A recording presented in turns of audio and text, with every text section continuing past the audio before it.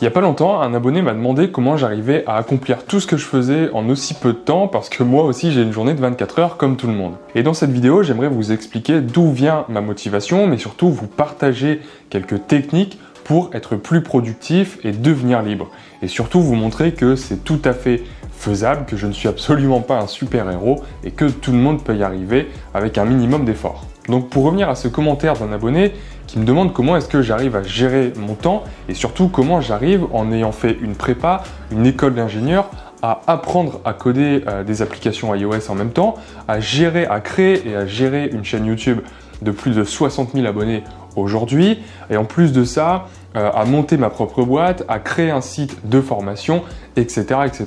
Alors rapidement, pour vous résumer en quelques secondes mon parcours, moi j'ai fait une classe prépa, donc 2 années où on est obligé de s'investir à fond dans les études. Ensuite, j'ai intégré une école d'ingénieur. En parallèle de tout ça, j'ai appris plus ou moins moi-même à développer des applications iOS. J'ai en même temps créé et développé une chaîne YouTube qui compte aujourd'hui plus de 60 000 abonnés. Et en plus de tout ça, j'ai encore eu le temps de créer ma boîte et de monter une plateforme de formation en ligne. Alors dans un premier temps, avant de vous donner quelques conseils, je pense qu'il serait intéressant de revenir au commencement, de comprendre comment est-ce que j'en suis arrivé là, pour déjà comprendre que c'est absolument pas parce que je suis un super-héros. Alors déjà, on pourrait se demander d'où m'est venue cette envie d'entreprendre, de créer et surtout de devenir libre. Alors déjà, concernant mes études et surtout mon niveau scolaire, j'étais plutôt bon certes, mais j'étais pas non plus dans le top niveau de la classe à chaque fois. Et franchement, au lycée et même encore en prépa, je savais pas trop ce que je voulais faire plus tard. Au lycée, j'avais ces envies un peu de devenir prof ou chercheur, des envies qui sont aujourd'hui totalement passées, mais ce qui est intéressant de comprendre là-dedans, c'est que déjà dans ces métiers, j'avais envie de découvrir, de créer et surtout d'enseigner. Et ensuite, je suis arrivé en prépa qui était un environnement beaucoup plus stimulant parce que voilà, il y a des concours à la clé, on est obligé de travailler beaucoup plus et plus tu travailles, plus tu as de chances d'intégrer une bonne école après. Il n'y avait pas du tout cet esprit concours comme on pourrait retrouver en médecine, mais c'était un environnement ultra stimulant, tout le monde s'entraidait et surtout, moi j'ai vécu ça comme une phase de développement personnel où le but c'était vraiment de tirer un maximum de compétences de soi-même pour devenir vraiment la meilleure version de soi-même à la fin des 2 années. Et je pense que durant ces 2 ans de classe prépa, il y a eu un élément déclencheur qui était que je suis tombé sur la chaîne YouTube d'un mec qui s'appelle Anthony Nevo. Peut-être que vous connaissez, c'est un mec qui est entrepreneur du web, il vend des formations aussi et surtout il voyage pas mal. Et ce mec-là justement sur sa chaîne YouTube, il parlait d'entrepreneuriat, d'une activité en ligne et surtout qu'il pouvait voyager partout dans le monde sans aucune contrainte géographique. Et à ce moment-là, je savais absolument pas ce que c'était que l'entrepreneuriat, ni même ces activités en ligne qui me paraissaient un peu floues, et donc j'ai commencé à m'y intéresser petit à petit. Et ce qui est intéressant, c'est que ce mec-là, Anthony Nevo, il est parti de rien, c'est pas quelqu'un qui a eu un héritage, c'était pas quelqu'un qui était forcément prédestiné au début à devenir millionnaire. D'ailleurs, je crois qu'il a arrêté ses études assez tôt, au début il se droguait un peu, il le raconte sur sa chaîne YouTube, et au final, à un moment, il a eu un déclic parce que je crois qu'il a eu un accident, et ce qui fait qu'il s'est dit « Ok, à partir d'aujourd'hui, je prends ma vie en main, je me forme sur Internet et j'essaye de trouver une activité qui me fait kiffer à fond pour vraiment m'investir dedans et vivre la vie dont je rêve depuis toujours. » Et c'est à ce moment-là que je me suis intéressé de plus en plus à l'entrepreneuriat et j'ai découvert en fait que ce monde-là était tellement vaste qu'il pouvait rassembler tout ce que je cherchais dans un job, c'est-à-dire créer, enseigner et surtout devenir libre. Alors bon, à ce moment-là, en prépa et encore en école d'ingénieur, je savais toujours pas trop ce que je voulais faire, mais ce que je savais, c'est que je voulais voir grand. Voir grand, je savais pas exactement ce que ça signifiait pour moi, peut-être que c'était intégrer une grosse boîte comme Google ou Apple, c'est vrai que c'était quelque chose qui était dans ma tête et ça l'est toujours aujourd'hui, mais j'hésitais encore entre ça, intégrer une boîte peut-être un peu moins connue, mais tout aussi stimulante, motivante, ou alors créer ma propre boîte, devenir un patron d'une multinationale et pouvoir avoir peut-être plus de temps pour moi après pour continuer à créer d'autres entreprises. Donc au final, tout ça c'était assez flou jusqu'au moment où en fait, je me suis découvert une passion pour le développement iOS en même temps que je me suis découvert cette passion pour le développement en général. Donc quand je vous parle de ça, c'était plus cette fois-ci quand j'étais entré en école d'ingénieur et ce que j'ai fait, c'est que je me suis formé moi-même en plus des cours. Le soir en rentrant des cours ou le week-end, je me formais moi-même au développement iOS ou à d'autres types de développement. J'ai essayé un peu le web par exemple, principalement avec la plateforme de formation Udemy, que vous connaissez sûrement. Donc sur cette plateforme, j'ai notamment investi dans un cours d'Angela Yu, qui est un cours ultra complet de développement iOS, un autre cours aussi de John Coder sur le développement web, et ces deux cours m'ont vraiment permis de mettre un premier pas en fait dans le développement et surtout dans le développement iOS. Alors attention, quand je dis ça, le fait que je travaille après les cours ou les week-ends sur des sujets qui n'étaient pas vraiment enseignés à l'école, ça veut absolument pas dire que j'étais surdoué. Pas du tout. J'étais pas du tout dans le top classement de ma promotion, j'avais pas des notes exceptionnelles et j'étais même un peu en difficulté. Et c'est à ce moment-là que j'ai découvert le business des formations en ligne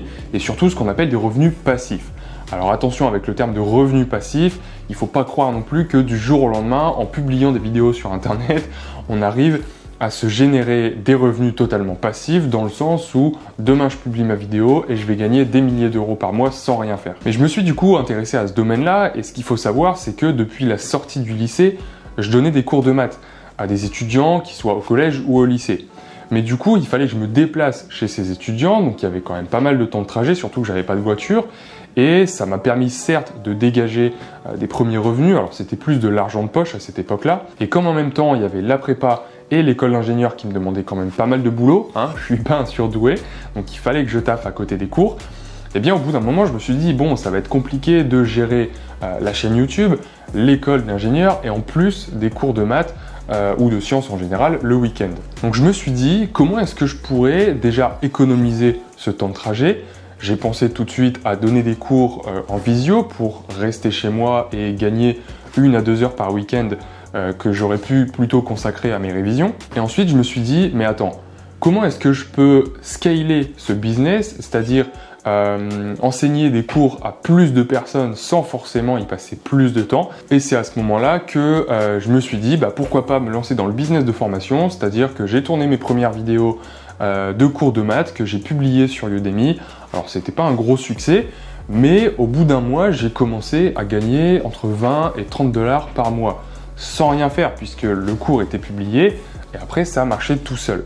Et c'est là que je me suis dit ah oui, effectivement il y a un business là-dedans, il y a quelque chose à faire, et c'est de là que j'ai commencé à créer ma chaîne YouTube, sur laquelle du coup, au début, je faisais des vidéos pas très qualitatives. Ça me prenait à peu près une demi-journée pour tourner, monter et publier une vidéo à cette époque-là. Aujourd'hui, bien sûr, les vidéos sont plus qualitatives, elles me prennent plus de temps, et surtout depuis, j'ai pu investir dans du matériel de meilleure qualité. Et ce que je veux vous faire comprendre là-dedans, c'est que au début, quand je me suis lancé sur YouTube, j'avais absolument aucune connaissance ni en tournage de vidéos, ni en montage, ni en quoi que ce soit qui tourne autour de la création de vidéos YouTube. Donc j'ai commencé petit à petit, j'ai filmé ma première vidéo, d'ailleurs elle est plus en ligne parce que c'était assez gênant, mais vous pouvez regarder les plus vieilles vidéos qui sont toujours disponibles sur cette chaîne YouTube, il n'y a quand même rien à voir avec ce qui se fait aujourd'hui. Donc du coup j'ai appris sur le tas, je me suis formé avec des vidéos, je me suis formé avec l'entraînement, et aujourd'hui j'ai publié plus de 100 vidéos, et c'est ça qui fait que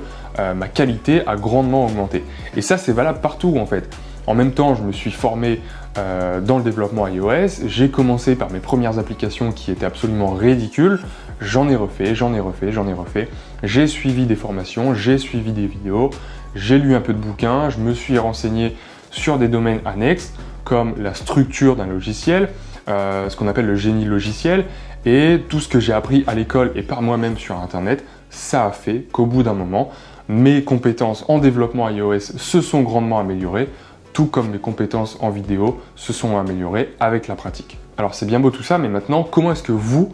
pouvez aussi atteindre vos objectifs, monter en compétences dans un domaine qui vous intéresse et éventuellement créer votre business, votre entreprise, si c'est quelque chose qui vous fait kiffer. Je pense qu'il y a principalement 3 leçons à retenir dans tout ça. La première, c'est que Rome ne s'est pas faite en un jour. Et je pense que c'est assez clair dans ce que je viens de vous raconter de mon histoire, c'est que au début, j'ai posé la première pierre qui était un peu bancale, j'ai posé la deuxième qui a permis de rééquilibrer la première, puis la troisième, puis la quatrième, etc., etc. Donc mon premier conseil déjà, si vous avez des ambitions assez grandes, si vous avez des projets, c'est tout simplement de commencer petit à petit. Ça paraît évident dit comme ça, mais croyez-moi, le fait de commencer petit et d'y aller étape par étape, ça va vous permettre de faire des progrès très rapidement. Pourquoi ? Parce que déjà, ça va vous permettre de vous lancer. Je pense qu'il y en a pas mal d'entre vous qui ont des projets en tête, des idées, qui ont surtout des grosses ambitions, mais peut-être que vous vous dites je ne vais pas réussir à les atteindre, je ne vais pas réussir à créer, à concrétiser les projets que j'ai en tête. Pourquoi? Parce que c'est trop ambitieux, c'est trop compliqué, je ne vais jamais y arriver.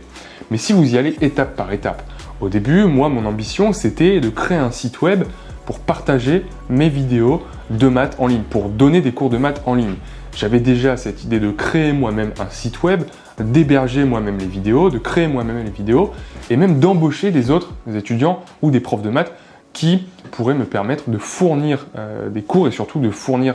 plus de disponibilité de cours sur mon propre site. Alors je vous laisse imaginer, si j'avais été borné sur cette solution, j'aurais très rapidement abandonné parce que j'avais très peu de compétences en développement web, donc j'aurais pas réussi à développer moi-même cette plateforme, j'aurais pas trouvé peut-être autant de personnes, d'étudiants que j'aurais voulu pour donner des cours de maths, et j'aurais fait face à plein de difficultés. Du coup, ce que j'ai fait, c'est que je me suis renseigné, j'ai discuté avec des gens dans le monde de l'entrepreneuriat, des gens de l'école, et au final, on est tombé sur cette solution toute simple de commencer moi-même à créer des cours et les héberger sur un site déjà tout fait, en l'occurrence Udemy. Et ensuite, si ça marche, de passer à l'étape supérieure, c'est-à-dire peut-être d'embaucher des personnes, ou alors de tout simplement discuter avec d'autres élèves de mon école, de mon entourage qui auraient pu m'aider dans un premier temps à créer des cours, sans forcément parler d'embauche de personnel. Et ensuite, l'étape du dessus, ça aurait été par exemple, je crée mon propre site, etc. etc. Donc vraiment, l'idée, c'est d'y aller pas à pas, de garder son objectif en tête et de se dire, ok, comment cet objectif-là, comment ce projet-là, comment cette entreprise-là, comment ce service-là, je peux y accéder en le décomposant étape par étape. Essayez de trouver une version très simplifiée du service qu'on a en tête et de se dire, ok, cette version très simplifiée, je peux la mettre en place moi-même avec l'aide peut-être de quelques personnes, avec peut-être un petit peu d'investissement en temps et en euros, et ensuite de le plus rapidement possible sortir une version simplifiée du projet qu'on a en tête. C'est ce qu'on appelle un MVP, le Minimal Viable Product. Ça, j'en ferai une vidéo un peu plus détaillée par la suite. La deuxième leçon à tirer de cette histoire maintenant, c'est que le chêne a lui aussi été un gland. Ce que j'entends par là, c'est qu'on n'a absolument pas besoin d'être un expert pour se lancer dans un domaine. Et c'est évident que c'est le contraire, puisque si on est un expert dans un domaine en particulier, ça veut dire qu'on s'est déjà lancé dedans. Et au contraire, si on veut se lancer dans quelque chose, par définition, ça veut dire qu'on n'y connaît absolument rien. Et je pense que ça, c'est quelque chose qui peut être paralysant pour beaucoup d'entre vous, dans le sens où, comme ce qu'on disait juste avant, vous avez des projets, vous avez des idées en tête, et vous vous dites, j'y connais absolument rien, du coup je ne vais pas pouvoir me lancer dans ce domaine-là. Et je pense que la meilleure façon de vous convaincre, c'est de reprendre mon exemple. Alors encore une fois, je ne suis pas un expert dans un domaine en particulier, je ne suis pas surdoué et je n'ai pas hérité de facultés exceptionnelles. Et pourtant, ce que j'ai fait, c'est que j'ai commencé petit à petit à créer mes premières applications iOS, à créer mes premières vidéos sur YouTube. Et ça peut s'appliquer à n'importe quoi. Que vous ayez envie de faire de l'intelligence artificielle, des robots, que vous ayez envie d'entreprendre, de créer votre boîte, d'embaucher des personnes, de créer un business en ligne, peu importe le projet que vous avez en tête, il faut commencer petit et surtout commencer. Entourez-vous des bonnes personnes, tentez des choses, expérimentez de nouvelles façons de faire et vous allez voir que très rapidement vous allez progresser et vous allez passer de quelqu'un qui n'y connaît absolument rien à quelqu'un qui petit à petit devient un expert dans son domaine et qui surtout arrive à atteindre ses objectifs. La troisième leçon qu'on peut retenir de cette histoire, c'est qu'un con qui marche ira toujours plus loin qu'un intellect assis. Alors attention, je ne suis pas du tout en train de vous insulter de con, mais ce que j'entends par là, c'est que peu importe votre bagage de connaissances actuelles, peu importe vos diplômes actuels, peu importe ce que vous connaissez dans tel ou tel domaine, si vous vous levez et que vous marchez en mettant un pied devant l'autre, en faisant des petits pas, en allant à votre vitesse, eh bien vous allez forcément progresser, atteindre des nouveaux objectifs, acquérir des nouvelles compétences et vous allez vous rapprocher de votre but, quel que soit votre but, que ce soit un but en informatique, en développement, créer une application, créer votre boîte, peu importe, si vous marchez, vous allez forcément vous rapprocher de vos objectifs. Donc voilà, dans cette vidéo, j'avais envie de partager avec vous mon histoire entre guillemets pour vous faire comprendre que malgré tout ce qu'on peut croire, malgré ce que vous pouvez croire en regardant mes vidéos YouTube, en prenant connaissance de mon parcours, en regardant toutes les vidéos que j'ai pu créer, que ce soit sur YouTube ou sur ma plateforme de formation, en regardant mon parcours d'études avec la prépa et l'école d'ingénieur, ensuite le stage que je suis en train de faire, enfin bref, il y a plein de choses qui peuvent faire croire que je suis un super-héros, un surhumain, mais ce que je veux vous faire comprendre, c'est que je ne suis pas plus doué que la moyenne, je ne suis pas plus intelligent que la moyenne, j'ai pas des facultés plus développées dans un domaine en particulier que la moyenne, c'est juste que je me suis lancé et petit à petit, comme ça, j'ai réussi à atteindre des paliers, des différents paliers de mes objectifs. Et c'est comme ça que j'ai réussi à créer ma chaîne YouTube, à créer mon entreprise et à les faire progresser petit à petit. Donc dites-moi dans les commentaires quelles sont vos ambitions, quels sont vos rêves, quels sont vos objectifs.